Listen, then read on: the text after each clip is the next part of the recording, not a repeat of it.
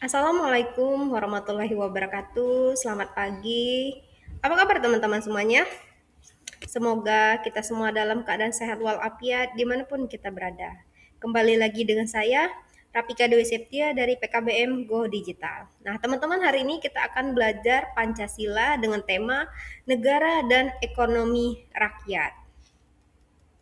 Teman-teman di sini ada yang sudah punya usaha kecil-kecilan kah di rumah seperti jualan es, jualan kue, atau bengkel motor di depan rumahnya? Jika ada, silakan bahas di grup. Potret pahlawan ekonomi keluarga. Tak tanpa kalian sadari, keluarga kalian yang punya usaha kecil-kecilan seperti warung kelontong, kuliner dan jajanan di pinggir jalan atau jasa bengkel, itu semua perlu perjuangan.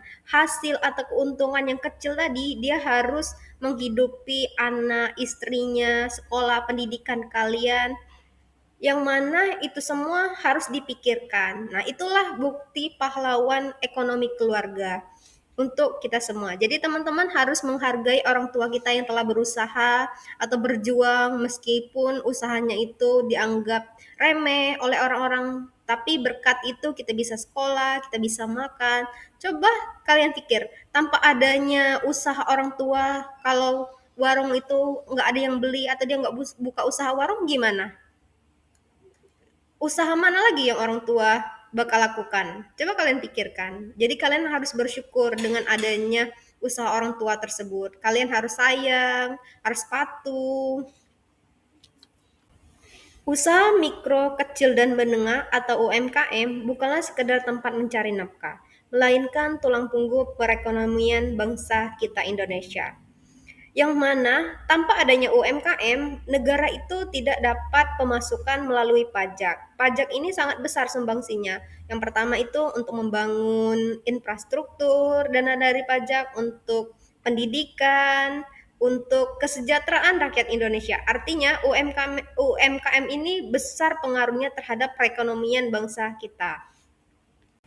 Data membuktikan bahwa 99% dari total unit usaha Indonesia adalah skalanya UMKM. Luar biasa sekali ya teman-teman, UMKM mampu menyerap hingga 97% tenaga kerja, yang mana usaha kecil teman-teman telah berkontribusi besar mengurangi pengangguran misalnya di Kota Bengkulu ataupun di wilayah teman-teman misal di Jakarta atau Bogor dan lain sebagainya. Artinya UMKM ini sangat besar pengaruhnya dalam mengurangi pengangguran. Mengapa usaha kecil teman-teman perlu adanya izin usaha? Kan kebanyakan orang-orang berbicara jualan gorengan di depan rumah saja, ngapain sih repot-repot adanya surat izin usaha? Nah, itulah pemikiran yang harus kita hapuskan. Mengapa demikian? Karena perizinan bukan bertujuan agar teman-teman dikejar-kejar pajak, melainkan bentuk pemberdayaan negara kepada rakyatnya. Mengapa demikian? Yang pertama itu pendataan resmi. Negara tahu ada potensi ekonomi di lingkungan teman-teman, terutama teman-teman ekonomi UMKM teman-teman. Yang kedua adanya legalitas hukum, yang mana usaha teman-teman diakui hukum dan terhindar dari penertiban liar. Itulah pentingnya surat izin usaha.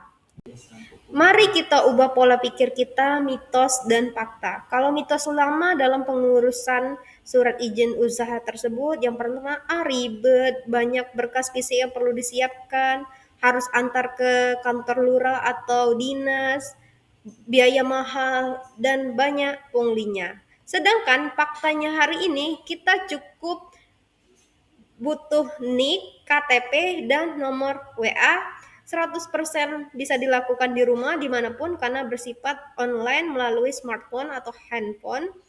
Yang ketiga adalah gratis, 0 rupiah. Berarti kita harus mengubah mindset kita bahwa sekarang itu semuanya serba simpel melalui handphone. Apakah teman-teman ada yang tahu apa itu NIP? NIP adalah nomor induk berusaha. NIP adalah identitas resmi pelaku usaha yang diterbitkan oleh lembaga OSSS setelah melakukan pendaftaran. Ibaratkan KTP untuk warga negara, NIP ini adalah identitas mutlak usaha teman-teman. Hebatnya lagi nih, NIP ini berlaku seumur hidup selama usaha teman-teman berjalan. NIP juga sekaligus berlaku sebagai yang pertama tanda daftar perusahaan atau TDP. Yang kedua adalah hak kepabeanan jika ingin melakukan ekspor dan impor. Yang ketiga adalah sertifikat halal. Jadi itulah seputar NIP.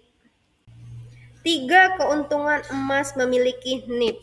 Yang pertama itu legal dan aman beroperasi, yang mana usaha teman-teman terdaftar resmi di database negara. Jadi teman-teman memiliki perlindungan hukum dan tidak perlu khawatir ditertibkan secara sepihak oleh aparat. Yang kedua adalah syarat utama akses permodalan atau KUR, yang mana hampir seluruh bank pemerintah mensyaratkan NIP sebagai dokumen wajib jika teman-teman ingin mengajukan pinjaman modal usaha dengan bunga yang rendah. Yang ketiga adalah prioritas pendampingan pemerintah. Nah, dengan adanya NIP tadi, peluang besar mendapatkan program bantuan dari dinas, koperasi, atau UMKM, misalnya Kota Bengkulu, seperti pelatihan gratis, subsidi alat berat, hingga fasilitas bazar. Jadi itulah keuntungan kalau usaha teman-teman memiliki NIP. Demo pendaftaran via OSS atau kita melakukan simulasi dalam pendaftaran via OSS NIP. Teman-teman siapkan KTP teman-teman. Jika teman-teman sudah punya usaha, mari kita praktekkan cara mendaftar NIP secara kilat langsung dari smartphone atau HP. 4 langkah kilat daftar NIP di oss.go.id. Yang pertama itu teman-teman membuat akun, buka web oss.go.id, teman-teman klik daftar, masukkan nomor NIK, KTP, nomor WhatsApp atau email yang aktif dan buat kata sandinya teman-teman. Setelah proses pertama buat akun selesai, masuk ke proses kedua yakni lengkapi profil, yang mana teman-teman login ke akun yang sudah dibuat tadi, isi formulir profil pelaku usaha atau data diri, pendidikan, kekayaan bersih di luar tanah dan bangunan. Setelah lengkap profil, teman-teman masuk ke data ketiga itu data usaha. Data usaha ini memasuki jenis usaha, misal warung makan, di mana alamatnya, detail tempat usaha, dan beroperasi di mana. Yang keempat, teman-teman masuk ke NIP terbit. Nah, teman-teman, proses keempat ini kita pendaftaran NIP. Setelah NIP teman-teman dilengkapi melalui kode QR resmi, langsung teman-teman bisa langsung mengunduhnya atau bisa langsung mencetaknya kalau NIP tadi sudah terbit. Jadi itulah proses dalam pendaftaran NIP melalui oss.go.id. Cukup simpel kan? Daripada kita harus datang langsung ngurus melengkapi berkas-berkas. Sekarang semuanya serba mudah melalui smartphone. Setelah teman-teman memiliki NIP, maka teman-teman bisa mengakses kredit usaha rakyat atau KUR, yang mana teman-teman memiliki akses prioritas ke program permodalan pemerintah bernama KUR atau kredit usaha rakyat. KUR adalah kredit modal kerja bersubsidi dari pemerintah yang disalurkan melalui bank resmi. Keunggulan dari KUR ini yang pertama, bunganya sangat rendah, lebih kurang 6% per tahun. Yang kedua, tanpa anggunan untuk pinjaman mikro tertentu. Yang ketiga adalah tenor cicilannya fleksibel 1-5 tahun. Itulah keuntungan kalau usaha tersebut sudah punya NIP. Jadi bisa mengakses KUR tersebut. Mari kita literasi finansial. Kita harus waspada dengan pinjol ilegal, yang mana biasanya pinjol ilegal itu akan menawarkan kemudahan-kemudahan dan bunganya rendah. Misalnya kan, kalau suku bunga, kalau misalnya melalui pendanaan resmi seperti KUR bank, itu bunganya atau suku bunganya rendah dan disubsidi lebih kurang 5% per bulan serta transparan. Sedangkan kalau suku bunga dari pinjol ilegal itu bunganya sangat tinggi, tidak masuk akal, bisa sampai 2-5% per hari. Bayangkan kan dari suku bunga kalau ilegal itu kan bunganya sangat besar. Terus syarat utama kalau pendanaan resmi itu membutuhkan KTP, KK, NIP atau izin usaha dan nomor rekening. Sedangkan kalau syarat utama dari pinjol itu hanya bermodalkan KTP dan akses kontak HP. Nah, itu sangat berbahaya ya teman-teman. Yang ketiga adalah aspek cara penagihan. Kalau pendanaan resmi itu penagihannya sesuai etika perbankan atau musyawarah jika macet. Sedangkan kalau pinjol itu cara penagihannya teror, SMS, WhatsApp, sebar data pribadi ke seluruh kontak teman-teman. Nah, itu kan sangat berbahaya kalau kita pinjol ilegal. Yang ketiga adalah tujuan akhir. Kalau pendanaan resmi itu tujuannya adalah membantu usaha teman-teman naik kelas. Ibaratnya dari kelas biasa menjadi kelas yang luar biasa.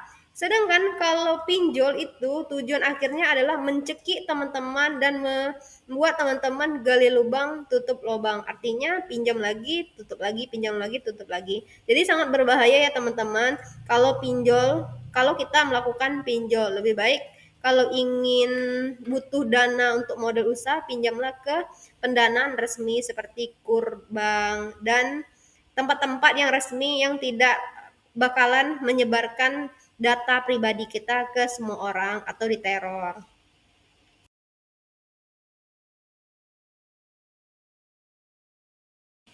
Jadi itulah dia materi seputar negara dan ekonomi rakyat. Jika teman-teman ada yang belum dipahami atau belum dimengerti atau ingin bertanya, silakan bahas di WA Group atau chat langsung tutor paket C. Sampai bertemu di pertemuan selanjutnya. Saya akhiri. Wassalamualaikum warahmatullahi wabarakatuh.